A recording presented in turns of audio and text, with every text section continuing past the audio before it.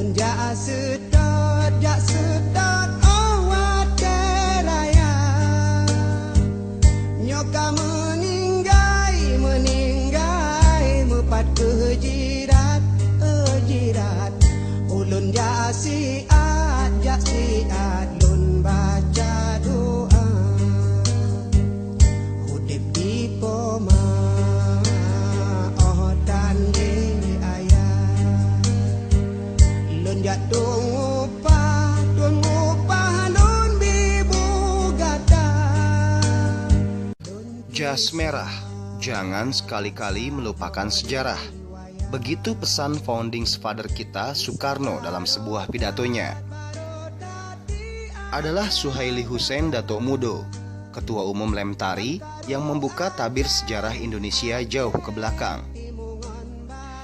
Menurutnya dalam sejarah, bangsa Indonesia dibina, dididik, dan diatur oleh 3 hukum. Yang pertama kali mendidik kita sebelum adanya hukum agama dan hukum negara adalah hukum adat yang dijalankan oleh kerajaan-kerajaan pada zaman dahulu kala. Kemudian masuklah agama dengan bermacam-macam penyebaran agama yang datang dari luar, seperti Wali Songo yang membawa Islam masuk ke Indonesia, atau agama Kristen yang diperkenalkan oleh misionaris dari bangsa Belanda. Pada masa itu, selain patuh pada hukum adat, masyarakat juga patuh kepada hukum agama. Kemudian dalam perjalanan kebangsaan, sampailah Indonesia pada sebuah masa kemerdekaan, sehingga lahirlah hukum negara yang dijalankan oleh pemerintah. Dan dalam perjalanan sejarahnya, ada 3 hukum, yakni hukum adat, hukum agama, dan hukum pemerintah, yang diadopsi dari hukum Belanda yang mengatur, membina, dan mendidik masyarakat Indonesia hingga saat ini. Namun dalam realitasnya, masyarakat kita sudah jauh dan melupakan hukum adat sebagai bapak kandung hukum di Indonesia. Di sisi lain, masyarakat cenderung taat dan patuh kepada 2 hukum lainnya, yakni hukum agama dan hukum pemerintah. Padahal ada sebuah peribahasa Indonesia yang disebut tali yang berpilin 3, yakni hukum adat, hukum agama, dan hukum negara yang dianut oleh masyarakat Indonesia. Untuk itulah, Lembaga Tinggi Adat Republik Indonesia atau Lemtari dilahirkan, agar masyarakat kita tidak kehilangan induk dan kehilangan jati diri kita sebagai sebuah bangsa yang beradab dan beradat. Atas pertanyaannya, kita terus terang, bukannya beberapa hari ini dan beberapa minggu terakhir ini kita lagi diet-dietnya melaksanakan audiensi dengan beberapa kementerian dan juga instansi lain. Maksud dan tujuan kita bersilaturahmi dan audiensi dengan para kementerian dan instansi lain itu dalam rangka memperkenalkan keberadaan Lemtari. Sebagaimana yang kita ketahui bersama, Lembaga Tinggi Masyarakat Adat Republik Indonesia ini yang kita singkat namanya Lemtari ini adalah merupakan satu-satunya lembaga adat secara nasional yang baru tumbuh. Jadi dengan barunya barang ini kita perlu memperkenalkan masa ini lembaga ini adalah lembaga adat secara nasional. Itu juga supaya kita ketahui kronologis berdiri dan keberadaan Lemtari ini dikarenakan telah banyak di daerah-daerah lembaga-lembaga adat secara kabupaten provinsi di Indonesia. Namun secara nasional lembaga adat ini belum pernah ada lagi. Itu perlu kita sosialisasikan, memperkenalkan masa lembaga adat ini adalah lembaga milik kita bersama dari kita.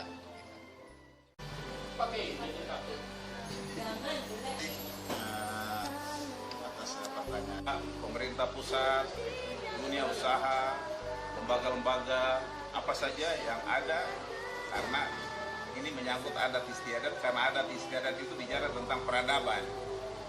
Ya, kalau budaya oke lah, itu mungkin kebiasaan budaya setiap daerah beda-beda. Tapi kalau sudah bicara adat istiadat, manusia itu diatur oleh peradaban. Kalau peradaban itu biasanya nilainya itu sangat tinggi, ya, karena itu menyangkut bagaimana itu menghormati orang, ya. kita punya adat kebiasaan itu kan bagaimana kita menjamu tamu atau kita berbicara dengan setiap tingkatannya, orang tua kepada anak seperti apa, anak kepada teman seperti apa, anak kepada orang tua seperti apa. Nah, jadi itu adat istiadat itu penting. Tapi dalam sejarah Republik Indonesia 71 tahun Indonesia merdeka ini kan kita ini belum punya namanya yang lembaga yang mengatur khusus tentang adat istiadat yang dibicarakan oleh pemerintah kan dalam sejarah Indonesia merdeka 71 tahun ini hanya budaya. Itu sebabnya budaya sebentar di pendidikan ditaruh, sebentar dia geser di pariwisata. Nah kalau adat istiadat kan tidak begitu. Nah itulah Lemtari hadir untuk ya kita mengakomodir. Seperti tadi Ketua Umum bilang bahwa karena lembaga-lembaga di daerah sudah ada, di tingkat nasional kami bentuk wadah untuk mengakomodir itu. Lalu kami sosialisasikan kepada pemerintah supaya kalau bisa itu ada lembaga yang khusus mengatur atau mengurusi adat istiadat. Jadi bukan hanya budaya. Kalau budaya sebentar pindah di pendidikan dan kebudayaan, sebentar geser di pariwisata. Itu yang kenyataan kan? Di tata negara kita, di kementerian kita. Kalau adat istiadat kan tidak ada. Padahal kami jelaskan kepada kementerian, sebelum Indonesia merdeka itu yang berkuasa siapa? Adat. Sampai sekarang pun orang adat itu ada, dan sampai kapanpun Republik ini tetap adat istiadat itu ada. Nah itu sebabnya kami hanya mengingatkan kepada pemerintah yang ada, ya janganlah lupa jati diri kita, karena adat itu bicara jati diri bangsa Indonesia asli, Sabang sampai Merauke. Nah kalau ini kita lupakan, berarti kan kita membiarkan harga diri kita diinjak. Jangan kita marah sama orang luar ketika mereka masuk, karena mereka masuk dengan berbagai cara, karena jati diri kita, ketahanan kita sebagai bangsa ini kan rapuh. Itu sebabnya ya kami hanya meminta supaya ya kembalilah kepada jati diri bangsa yang asli, yaitu adat istiadat, karena itu hidup dan berkembang dan sampai kapanpun. Sebabnya lembaga ini hadir sebagai payung untuk semua masyarakat adat melalui lembaga-lembaga adat yang ada di daerah itu. Jadi kalau di partai politik mungkin partai itu dia betul di pusat dia membesarkan organisasi sampai ke bawah. Kalau lembaga adat itu tidak perlu, karena mereka di bawah sudah ada. Hanya kami jadi payung di atas supaya ketika mereka misalnya ada masalah, ada aspirasi, boleh mereka salurkan ke kami. Kamilah yang membantu memfasilitasi, mengkomunikasikan itu. Contoh begini, di setiap daerah itu kan perusahaan-perusahaan hak wilayah hadir. Kan banyak masalah mereka buat dengan masyarakat. Tapi masyarakat kan lemah, posisi lemah. Karena apa? Perusahaan itu dia datang, dia karena punya modal, dia datang urus izin di pemerintah pusat. Setelah dia kantung izin, dia ke bawah gampang. Dia pakai tentara dan polisi. Ketika masyarakat berhadapan dengan andalkan pedang, dengan ini, apa kayu, yang gak kuat lah. Ada tentara dan polisi yang juga saudaranya sendiri.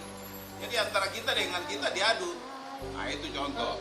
Nah ini kita tidak mau biarkan seperti itu, bahwa kalau memang itu fakta bahwa masyarakat adat dengan wilayahnya, dengan tatanan adatnya sudah hidup sekian lama di situ, sampai orang-orang tua mereka juga ikut berjuang untuk Indonesia ini merdeka. Kok masa sekarang kok diinjak-injak? Itu kan salah. Nah karena hal yang salah kita ingatkan melalui Lemtari ini, kami hadir dari berbagai daerah ini, dari berbagai suku, berbagai latar belakang ini, kami hadir di tingkat nasional untuk mengingatkan bahwa tidak boleh lagi kita itu menggadaikan harga diri kita atau jati diri kita yang asli. Suka atau tidak, Indonesia sudah kehilangan satu generasi, di mana generasi yang ada saat ini sudah melupakan dan meninggalkan adat istiadat bangsa sendiri dan mengadopsi budaya dan adat istiadat milik bangsa luar.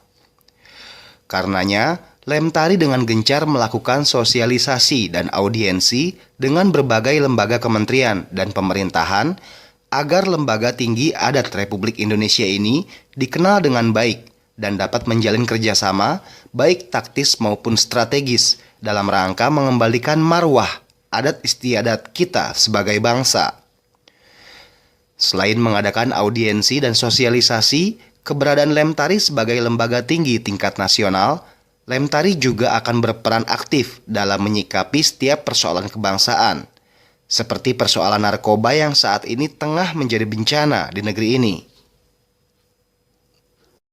Kita mengadakan audiensi dengan Kepala BNN, karena sebagaimana kita ketahui juga narkoba ini adalah merupakan penyakit bangsa kita.